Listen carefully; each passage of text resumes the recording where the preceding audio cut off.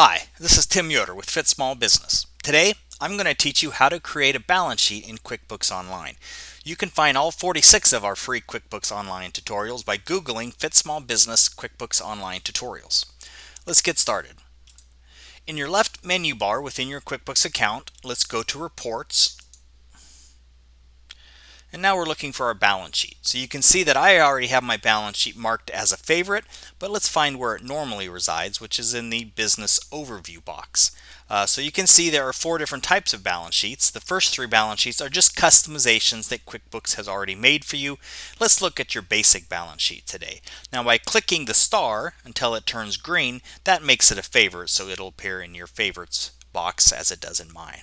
So let's click Balance Sheet. So the default balance sheet here is October 11th, 2021, which is today's date. You can see your balance sheet. This provides details of all of your accounts for assets, liabilities, and equity. We can set our basic options by scrolling above the balance sheet. So this is Paul's Plumbing here is a sample company. Most of the transactions are dated in 2024, so I'm going to print a balance sheet for the custom period of 2024. So anytime you make changes to these options, you need to click Run Report for them to take effect. Now you can see my balance sheet as of December 31st, 2024. Most accountants are going to prefer a balance sheet to have both the beginning and ending numbers. So these are our ending numbers. To get the beginning numbers, let's select period and previous year, or previous period will provide the same thing. Okay, if we want to, we could have the change or the percent change. Let's just show the previous period. Again, we have to click Run Report for it to take effect. And there we go. Now we have our beginning balance sheet and our ending balance sheet. Great. So other options that are available, we can, right now we just have totals displaying for the period. We could also do, say, quarters. Run Report. Now we have our balance sheet on a quarterly basis. If we were going to do the quarterly basis, I would probably, so this is giving us the quarter and then the end of the prior quarter, end of the prior quarter. That's not really necessary, right? Because this is March 31st is showing up twice. So if we're going to do a quarterly report, I would get rid of the previous period.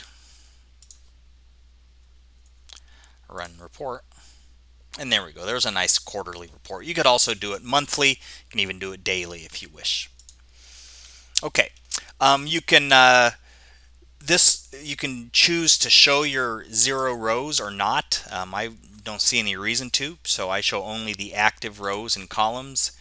I am going to change this back to totals only with the prior period. Okay, and the last option here is very important. So this is your accounting method. Accrual accounting includes all of your accounts receivables and your accounts payable. Cash accounting only counts something as income when you actually receive the cash. So an accounts receivable, which is an outstanding invoice to one of your customers, it's not income in the cash method until it's received. Under the accrual method, it's income as soon as you issue the invoice. So right now we're under the accrual method.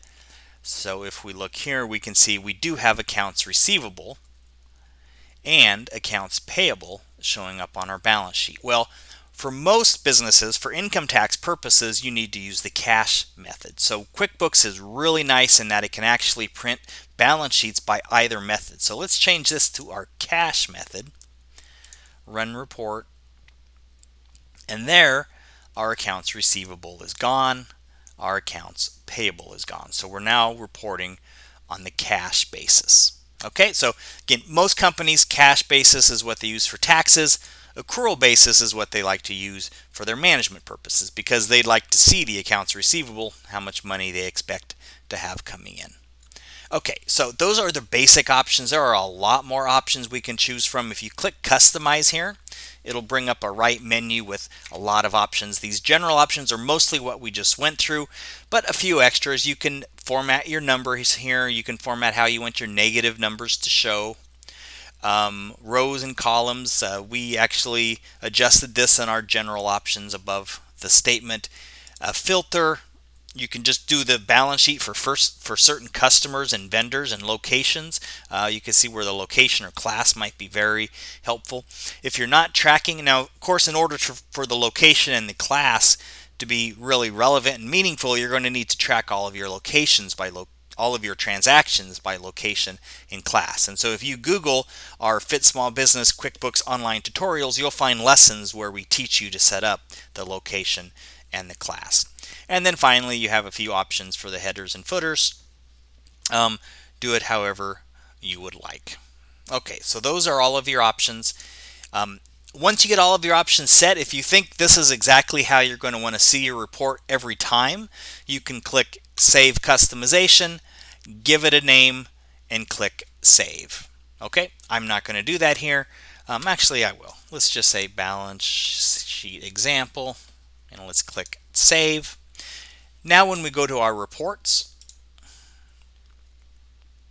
we will see in our custom reports we have a balance sheet example. Okay, so once you get all your options set, you can then simply save it so you don't have to set all your options again next time. Okay, once you have your balance sheet exactly like you like it, you have several ways to share it with people. Here you can email the balance sheet, you can print the balance sheet, or you can download the balance sheet. So if you download the balance sheet, you can do that as either an Excel file, which you can then manipulate further, or you can download it as a PDF file. If you email it, that will automatically email it as a PDF file. And there you go. That's how you create a balance sheet in QuickBooks Online. I hope this was helpful, and you have a great day. Thank you.